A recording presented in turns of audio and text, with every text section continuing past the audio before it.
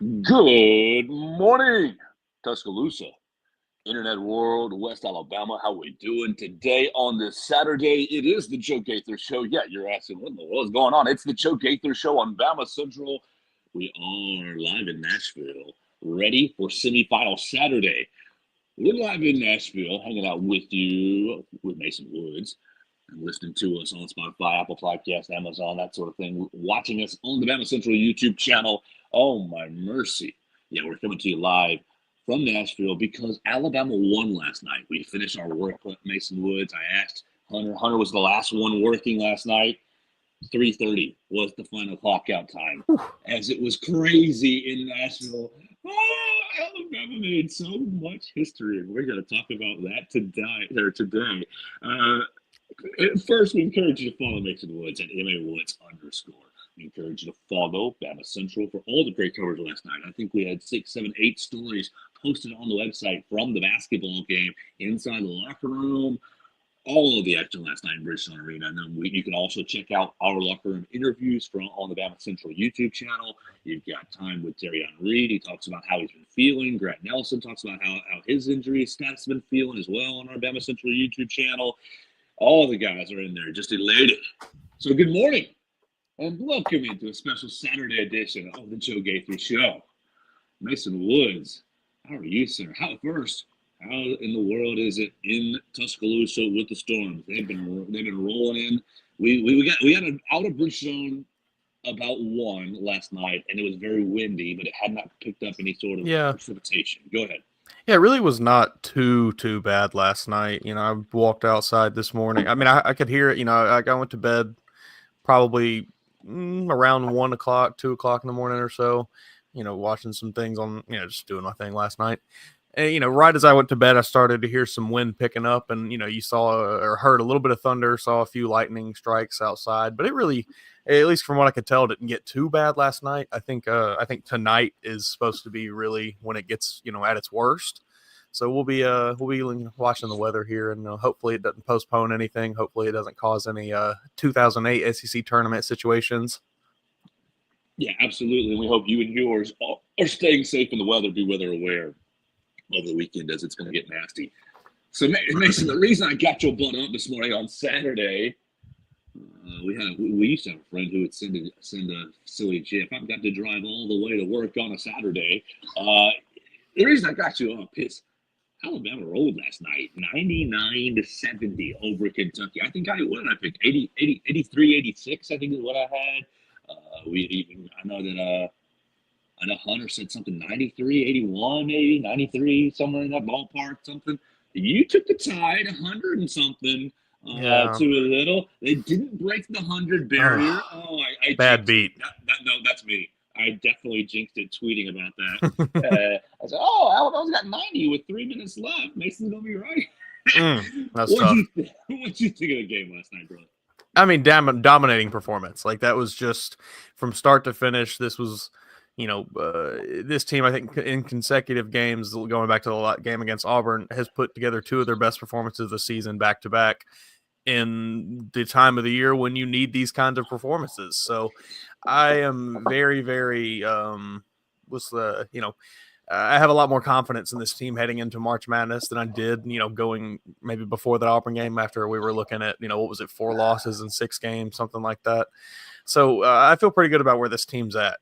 I think they have kind of found a little bit of juice about themselves. They've found that extra gear that they kind of dig deep and got into, especially last night, extending that lead in the second half. Because, I mean, you took a 7-point lead in the half or something like that, and you come out with a 29-point lead. So you have to feel great about that. I think it was, I don't think anybody on the court played a bad game. Yeah, no, I mean, first, wonderful, wonderful seats. You can see that on my social media machine. And thank you so much, SEC, for having us in those great seats. I can't wait to be there again. But, man, I don't know where to start with this box score. I don't know where to start with this game as far as talking about it.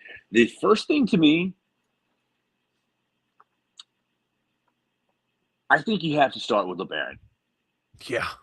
because Sensational. for two reasons. One, because obviously he's leading in scoring, but what LeBaron does in the first half. When does Otega Owe go out? Let me click on his little line right there. My man Otega Owe got subbed out at 16:21 and didn't get subbed back in until 13:20 because in the first half because LeBaron takes a breakaway layup right through his face. Right through his face.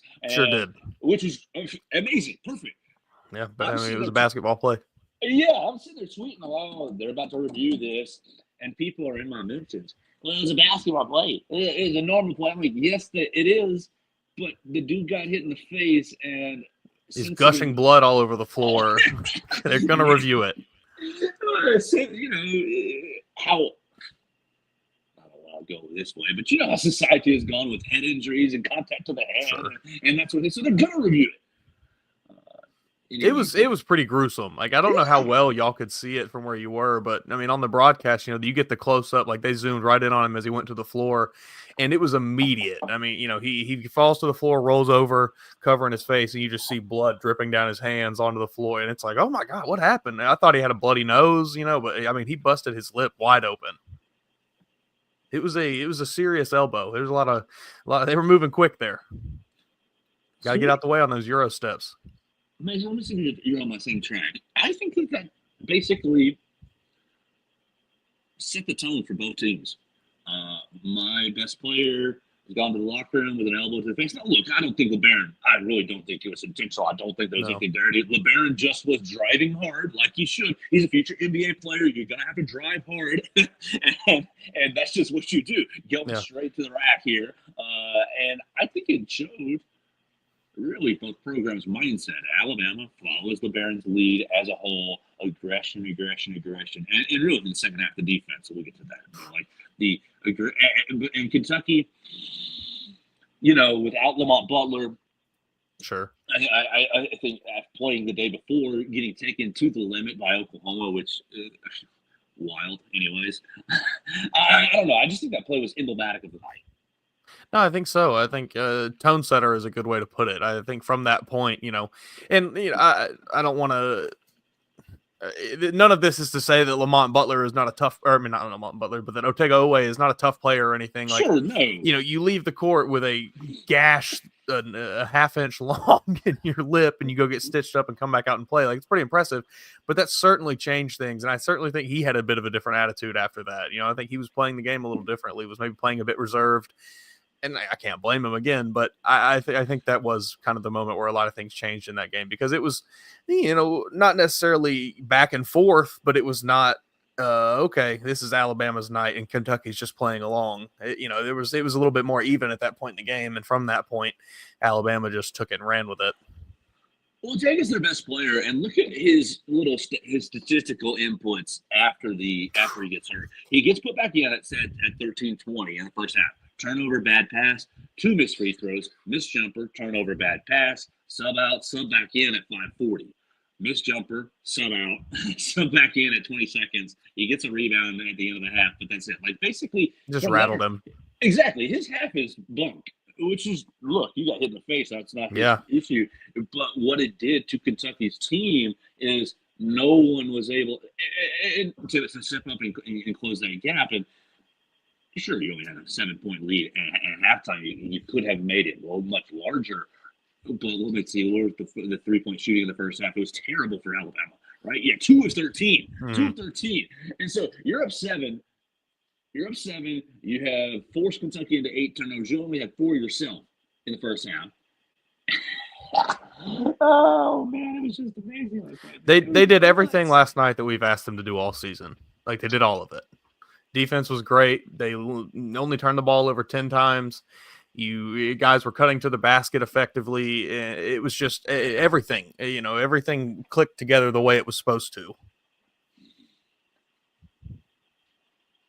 Who are you going to miss more? LeBaron or Mark?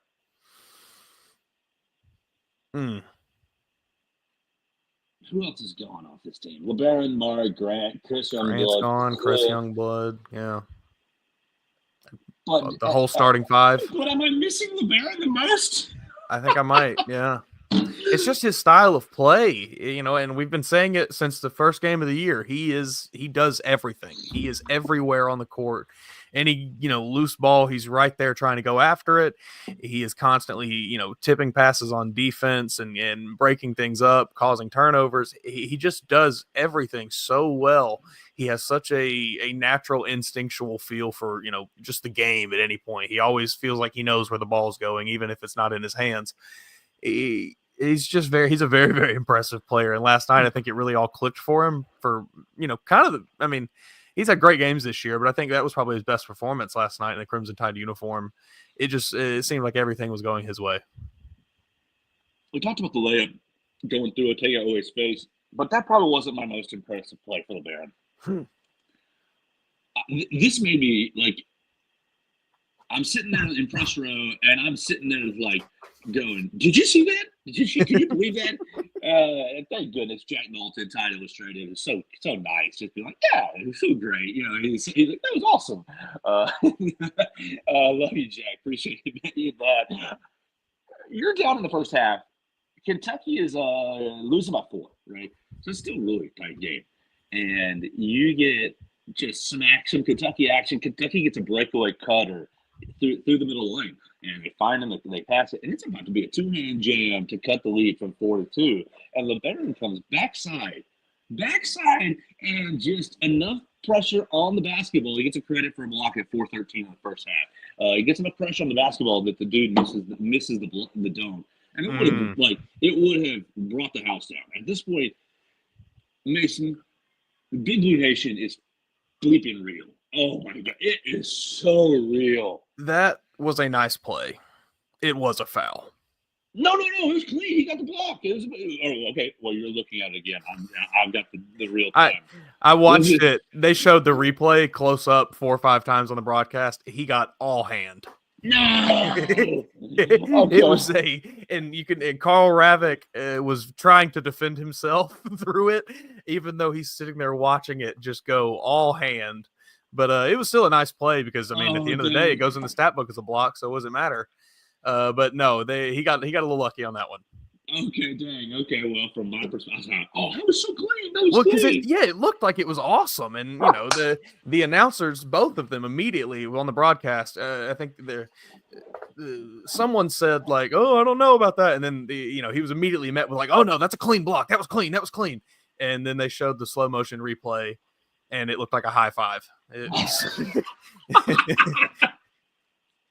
Well, all right. No. My favorite play was the steal he got, and then it goes behind his back right at the 3-point line, top of the key, maybe right a little outside it, and then just weaves his way through, puts up a circus shot, gets the layup to go, and I think at that point Alabama was already up, and they were on a little bit of a run, but that just continued the run and put Kentucky in more of a hole. Man, he was so impressive last night. I heard this, the broadcast mentioned it multiple times how many NBA people were in the building. And I'm sure they were just losing their minds over how well he was playing because it was amazing. He's not getting drafted over Trey Johnson or Cooper Flagg or any of those jokers. No, but my man, you got to take him. You got to take him as high as you can get him. I mean, he may just he may get very lucky, find himself in a pretty favorable situation with not a very bad team. No, that's true. That's true. That would be great. Maybe he'll go to a team. Maybe not the J.D. Davison route. Don't get relegated to the G League, but somebody who's right in that, a middling team, right in that, maybe like 12 to 18 range.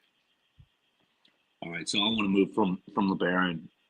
You got anything else on the Baron? He was awesome. Really, all you can say. Besides, I'll miss you. Yeah, I will miss him very much. They did mention on the broadcast, and they mentioned Hunter's story last night about the drawing. Yeah, they did.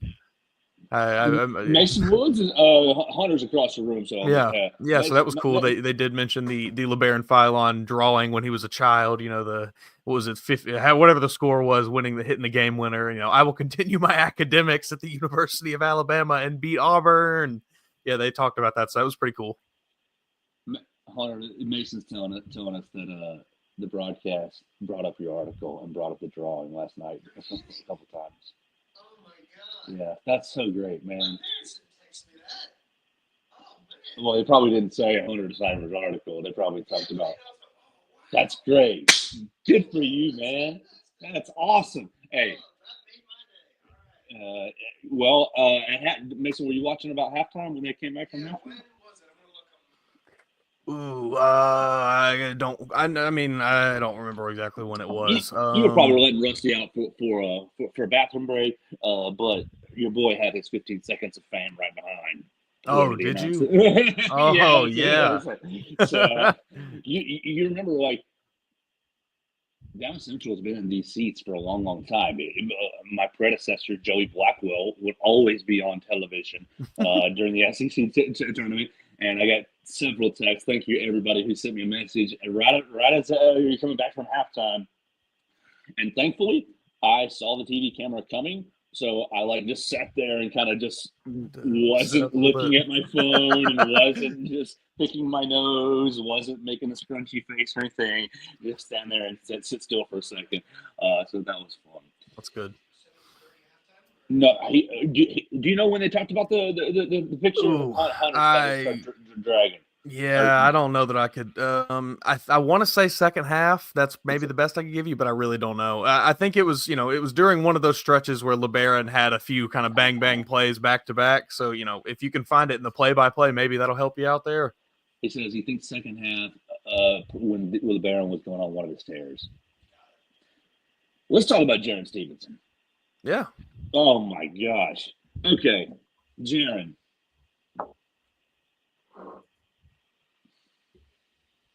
Here's the thing, Mason. Man. You look at Jaron. You look at Aiden Sherrell. You look at Cliff last night. Even Grant. And it's just like, oh, everything we've been just bitching and moaning about for the last month and a half. It's like, oh, we gonna click in? I don't know what it was about going down to Auburn. That lit something. Yes. The team is 0 of 9 from 3-point range in the first half to kind of get going. And look, Jaron has been the enigma of the year. Sometimes it's like, oh, well, we know why he's out there, obviously. And I'm sorry, but this last month, I have been out on the Jaron Stevenson camp, being like, what are you doing, Joker? Almost every day, almost every game. Yeah. But he just kept firing and kept attacking, aggressive last night. Gets himself. He made the first three. That's why I'm bringing him up. He made the first three. He busted the lid off the rim for the team, and ends up with 16 points, 6 of 8 from the floor. I mean, you can ask anybody. 6 of 8, perfect. Sure. 3 of 5 from beyond the arc. So maybe you're letting it fly. Where have you been, Jaron? Where has this been? And how do we just bottle this and just say, hey, buddy, this is you as a player. You want to go to the NBA? You want to be a lottery guy? Remember last year you were flirting about leaving to go to the league? This is how you do it. I don't know what what Nate Oates has told him, what someone else, whoever it has been, has told him to get him to lock in the last 2 games, but just keep the foot on the gas, whatever they're doing, because it's working. Because like you said, he has fit his role absolutely perfectly for this team. Last night was, like prime example of it. It was like he just did anytime you needed just someone to step in. Here's here's Jaron Stevenson to make a big play in crunch moment, and it was just, I don't know.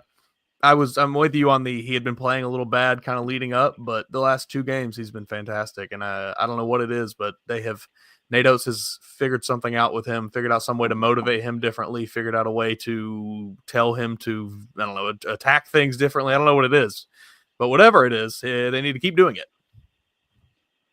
So Mason, so much history was made last night.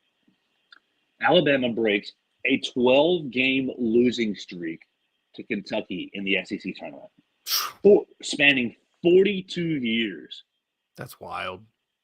That's insanity. I think I thought it was 83, 87. 83 or 87 was the last time you beat Kentucky in the SEC tournament. And you didn't just beat them. Like, Big Blue Nation heading for the exits with 8 minutes left in the second half. There was a lady last night, Mason, who was sitting right behind us. And if you're a fan, this is your prerogative. And part of me loved it, but part of me wanted to turn around and punch her. Just screaming with the shrill of her voice every time there was a free throw. Like, I'm not even going to imitate it. It was that awful. It was just the highest pitch. Hey, gotta do what you gotta do. And I mean, the Kentucky fans, they were into it. It was call a foul, he's fouling, he's holding. And you had a guy behind us the entire first time. Every time Ortega had the ball, he can't guard you. He can't guard you. Just like they were. And these are grown people. These are full-grown adults. These are not college students. These are not high school people. These are not insane people like I am. I just loved it. So you break a streak, 42 years of losing Kentucky at the end, and you do it by sending them to the exits with 8 minutes left. I just so impressed. The second half defense. Apparently, Nate Oates goes in the locker room and just, I don't want to say reads in the right eye because that doesn't sound right, but it was an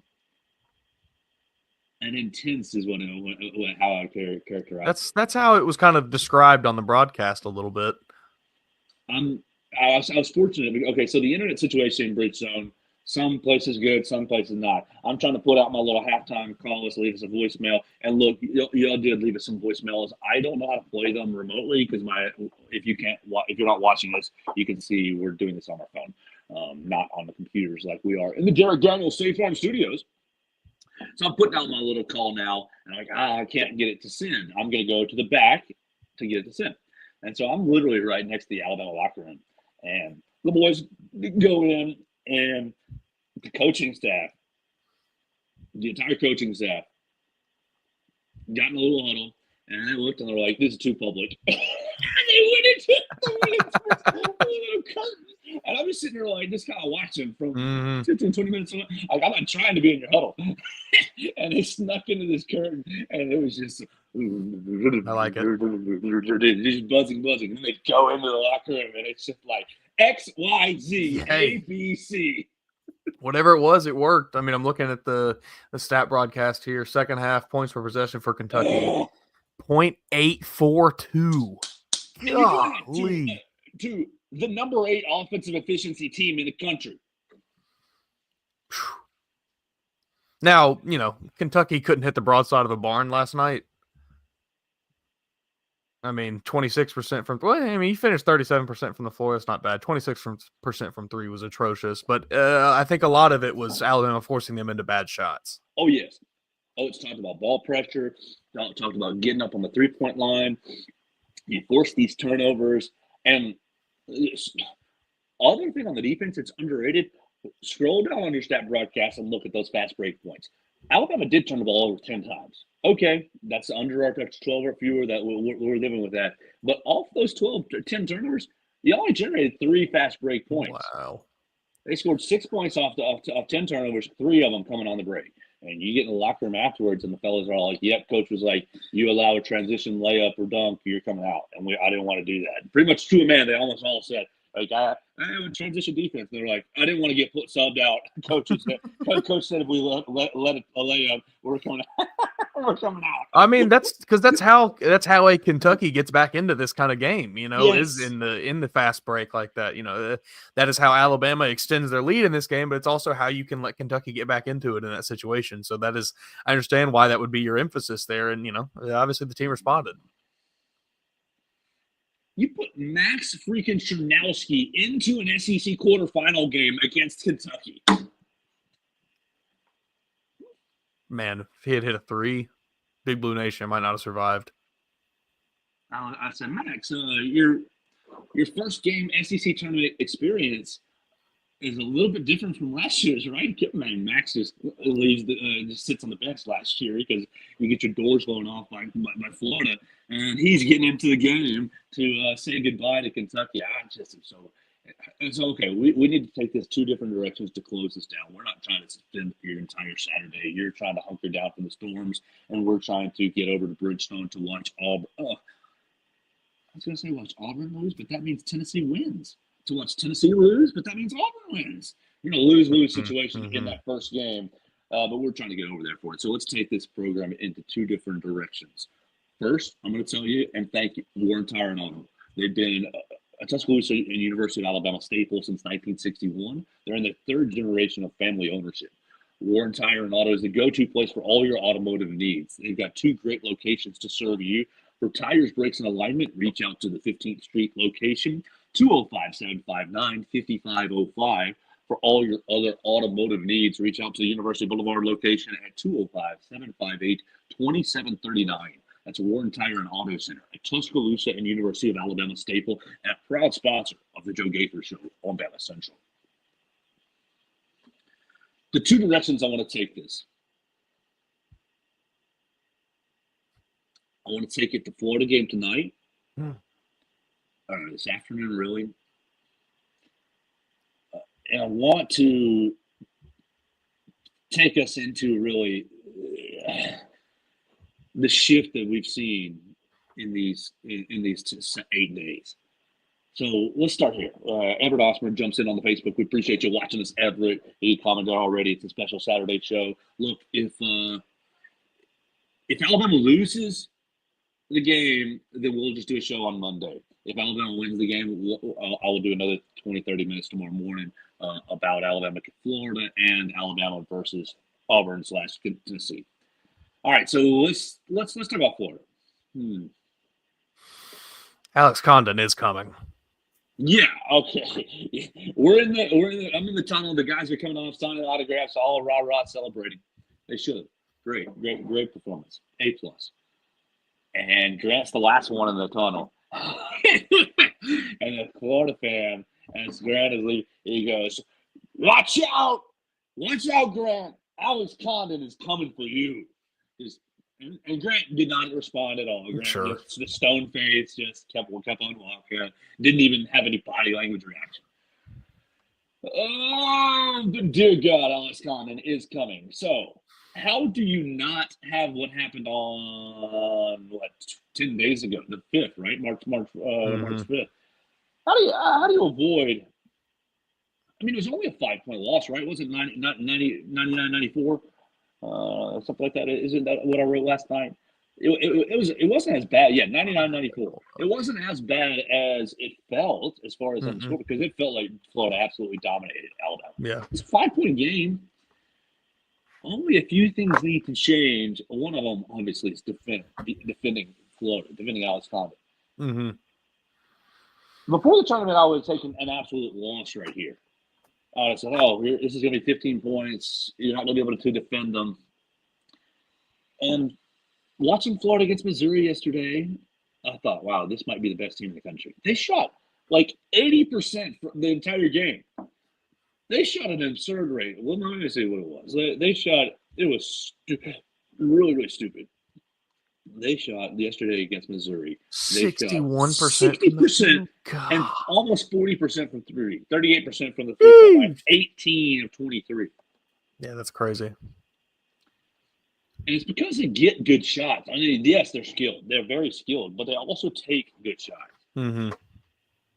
Oh, Mason. What do you think about today?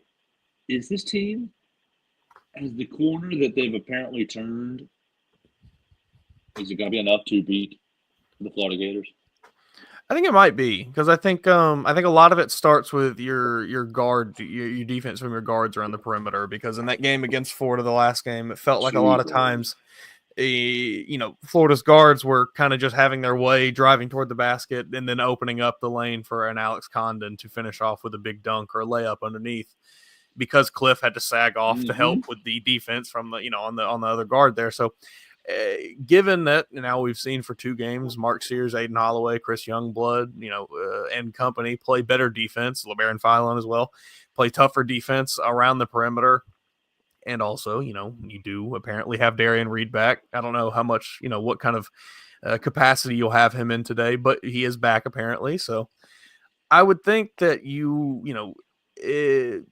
have a much better chance, because you hopefully won't have to have Grant and Cliff slacking off of a guy like Alex Condon as much, because your guards will be able to maybe handle themselves a little better. Ooh, I'm definitely concerned, but excited, really, because sure. I mean, I know I picked Alabama to win 10 days ago against Florida, but I guess that was more just on vibes in Coleman Coliseum. They're so daggum talented. They're so Walter Clayton Jr. Right? Walter Clayton Jr. He is just a killer, and they've got enough guards, enough good guards that are effective. Golly, that front court is so. Yeah, I mean, you had 4 players against Missouri with 15 or more points. You know, it was Alex Condon almost got into double figures. Yeah, that's a good team. It's going to be a tough challenge for Alabama. I think they are motivated a bit differently than they were the last time they played. So, that plays into it a bit. Yeah, that's another going back. You remember Roy from Lake Gunnersville calling and talking about defensive intensity and some teams. It was comparing it to the NBA, really, as far as not playing regular season defense and then turning it on to the postseason. I wasn't going with him on that take, but it certainly looks like a switch has been flipped. Yeah, it does. It seems like they have, whatever it is, again, I don't know what it is, but they have found something and it is working, and they need to continue to, keep the pedal to the metal on that one. All right. What if I told you, Mason Woods, that last night's performance moves the Crimson Tide to 4th in offensive efficiency? All right, great. We don't care. But you are now watching the 26th most efficient defense in the country. You feel pretty good about that. You feel pretty good about that. Yeah, I just am very impressed with. What did they finish last year? 100 and whatever. 105, I think. God. 105. Night and day difference. Absolutely.